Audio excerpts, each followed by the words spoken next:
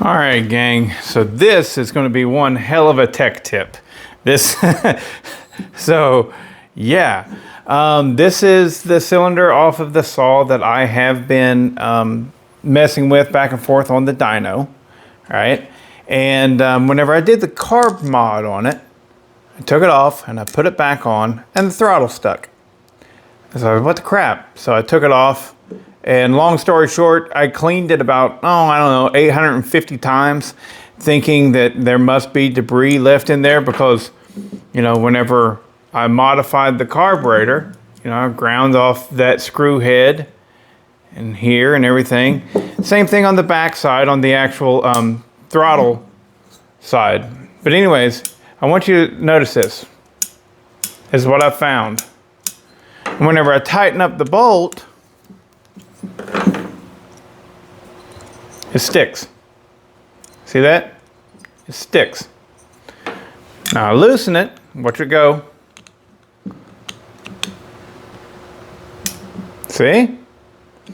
So the carburetor is fine. The carburetor works a charm. It works perfectly fine. But what's happening is, here's the other one, because you see I'm working on two 550 XPs right now, right? I want you to notice something if you can see in there. Where's my flashlight? You see how that's just an ear?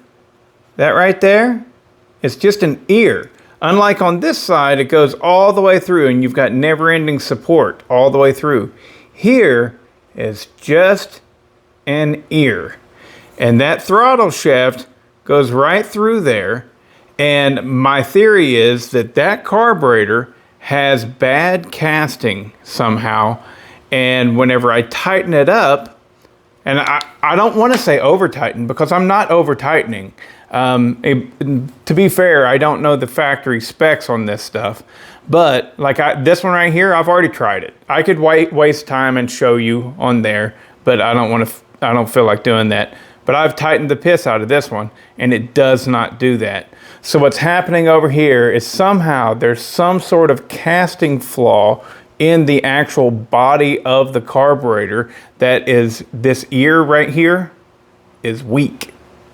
And whenever I tighten it up, it flexes that, and it binds my throttle shaft. So, brand new carburetor. This is at least the second time it's happened to me. Once it was the steel MS400 that Ethan built, all right? It had an air leak from the factory. It was leaking right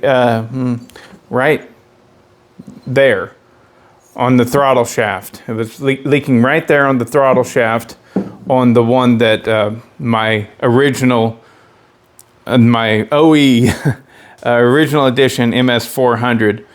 Sent it out to Ethan. He ported it, never ran right after he ported it. And it was because, it was so hard to find because you're like, why would the carburetor leak? And, I was looking for leaks everywhere on the intake. I replaced the intake, I think 3 or 4 times.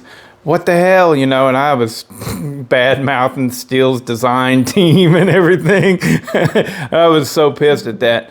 But ultimately, I was like, the only thing left that it could be is the carb. And I replaced it, bing, fixed it perfectly. And now, that was a Steel. Now we got a Husky that's doing, it's a different problem, but it's a brand new carburetor. And we're good now. But if I tighten it up like I normally would, I didn't put nothing in there. Oh, stuck.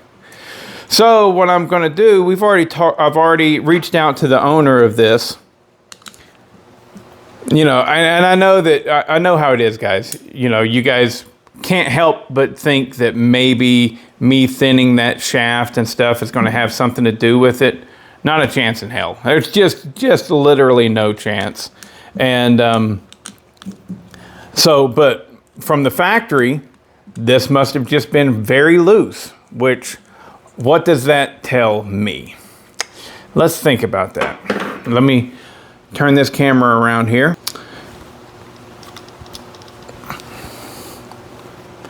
A little crooked there, ain't I?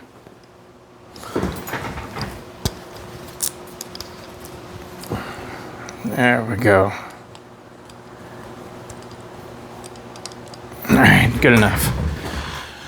All right, so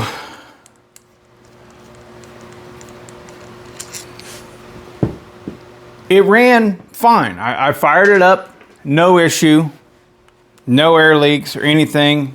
First startup was just like in my hands, like normal. And then as soon as I saw that it was running and it was fine, I strapped it right to the dyno. Did my dyno runs, no issue whatsoever. The saw tunes up nice. It's just not an issue. There is no issue, right? And then I took it off and I did this. And now if I had like truly thinned those shafts, then maybe I would be like, oh, maybe the shaft is bent or whatever. But I barely took anything off of that. And you see, it's perfectly fine. You know, it snaps back in place, which that's exactly what you want it to do. The only issue is whenever I tighten it down. And it's because the design of this damn thing, right? That's just an ear. And whenever you squeeze it too tight, this ear right here bends. And it shouldn't be doing that because I'm not tightening it enough to bend. I mean, obviously I am. Obviously I am, but I did find the problem. That's the problem. And so I went ahead and ran it and did the dyno pulls, but I made sure and I didn't have my screw tightened down ultra tight, you know. I backed it up a little bit, got it to move just fine, and we're good. And the only problem with that then, right, if you can't tighten them the way that they need to be tightened, then what happens is they vibrate loose. So here's what I'm going to do. Now, the gentleman that has this, he's got a crew of loggers and everything. And he was like, well, maybe I'll take that carb and swap it over and take it in, you know, for warranty. I was like, you're not going to be able to do that because they're going to see this carb and that I did something to it and they're going to blame me for it. And he's like, oh, yeah. And I mean, you can't blame them. You can't blame them. They have no idea that I know what I'm doing, you know. They probably never even seen anything like that. They'd be immediately like, "Oh, well, there's your problem." Come on, dorks, work with me. So, anyways, what I'm going to do is I am going to put it back together, and whenever I put this screw in right here on this side, I'm going to have Loctite on it, and blue Loctite. You want to be able to remove it, but I'll put blue Loctite on there and I'll set it just enough to make sure that I'm still good. You know, we're still moving like we should be. And then let it dry. That blue Loctite will hold it in place. It's not a big deal. And I told him, I was like, I'll finish up building it and everything. And then I'll get it back to you whenever we're ready. But if you notice anything out of the ordinary, immediately swap those carbs, all right? And as a matter of fact, I'd swap them anyways. I'd swap them anyways because you're going to have a really nice saw when this is done. And it's going to run really, really good.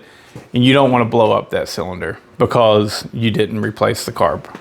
So that's going to be my recommendation. I'll get it together. That way we'll be able to do the dyno test and everything. But as soon as you get it back in your hands, Lance, he's got 8 others. He bought 8 brand new ones, you know. And so I say just turn one into a part saw. Pull that carb off and put it on this one. And because, yeah, you don't want to risk it. And that's a risk. And that is a bad factory part. Ain't that some shit, you know? Because the other one, doesn't do that at all. I can tighten it down all I want. It's fine, you know. And I've had carbs on and off of 550 XPs 30 times. I've never had to be gentle with any of them. Anywho, there you go. You're welcome for that little tech tip.